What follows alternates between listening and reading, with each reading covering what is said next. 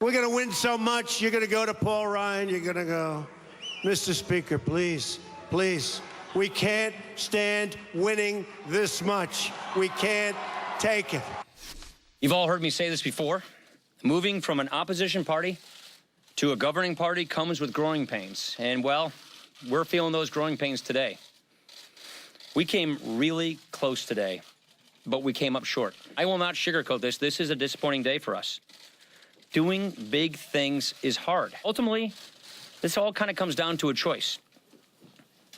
Are all of us willing to give a little to get something done? And he acknowledged that to an extent in my interview with him for about 15 minutes. He said, look, I didn't realize coming into all this that there was so much factional political drama inside of the House GOP. He didn't realize that all these guys in the Freedom Caucus had been battling Speaker Ryan for years. So he found himself almost wading into a storm he didn't fully understand. Yeah, we didn't say he didn't understand Congress, which he doesn't. He didn't say didn't understand how complicated health care is, which he's now learned.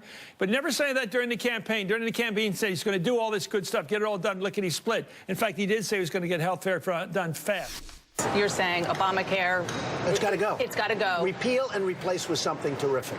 And the terrific is... The terrific will be plans that can be done by private companies. Everybody's got to be covered. I am going to take care of everybody. I don't care if it costs me votes or not. Everybody's going to be taken care of much better than they're taken care of now. I have to tell you, it's an unbelievably complex subject. Nobody knew that health care could be so complicated.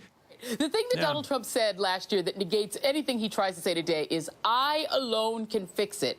In that statement, he acknowledged that he knows that Washington is broken, the processes are broken, and he said, I alone can fix it. But what I think is stunning, Chris, about today is that it turns out that the Republican Party learned absolutely nothing from the election of Donald Trump, including Donald Trump. Donald Trump won in the Rust Belt in those states, saying he was going to repeal and replace Obamacare, because at the time we thought he understood that his voters hated the Obama, but they liked the care. They didn't see him as a guy who was going to come and cancel their Medicaid. They thought he was Daddy Warbucks. They thought that he was going to just cancel undocumented people's Medicaid that they don't get. They just assumed that he was going to get all the brown people to stop, quote, taking what's theirs, but that they were going to keep their stuff. They never thought he was running to be Paul Ryan. Donald Trump decided to make common cause and marry the establishment that he just got through beating. He decides to get into bed with Ryan, who's got this generational, lifelong dream of ending the social safety net. Donald Trump didn't run on that. He ran on, I alone can fix it. I think you're right. Sometimes you win by losing. Oh, and the fact of the matter is you have learned the Trump lingo. Listen, you have learned it. This bill had a popularity rating of 17%. If the Republicans had won today, would you have said they won? I would have said they won, of course. Okay. Well, they win either way. Hindsight tells you. You don't think they exist? The people that just say, I don't believe in government. I don't want a Republican entitlement with tax credits to replace a Democratic entitlement program. I want people to deal with the market. That's what some of them, I think, do believe. Every time I've ever met somebody who talks, every time I've ever met in the entire time that I've been interested in politics, somebody who talks like that, they turn out to be on VA benefits and Medicare. Like, they're always on something federal, and they're taking it. They just think other people are gaming the system and shouldn't get it. But, Chris, I cannot, I mean, can we really let John move on and say other parts of our agenda? Remember, Republicans talk about Obamacare in these apocalyptic terms, that it's imploding, it's destroying America right now. They did the same thing with this emergency that we had to ban the Muslims because we're all going to die right now. And then when they fail, they go, let's move on to something else. Okay, let's get not imploding, of course. It isn't. But you guys talked about it like this was the most important thing in the world. You can't just move on and say,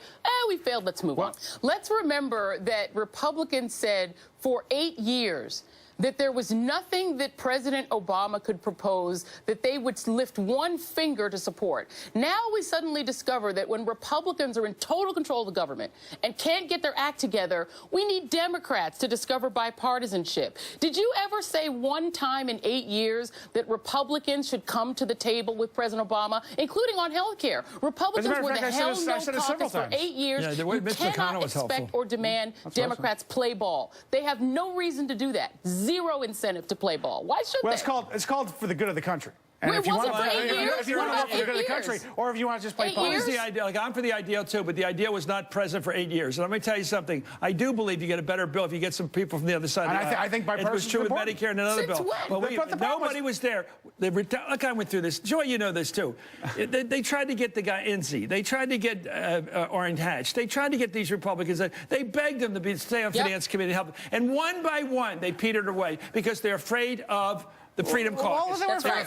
What they were afraid of was that Obamacare would be a disaster, and it has been a disaster. Okay, It's falling apart. You've just gone around It's in not circles. falling apart. You've It's just not.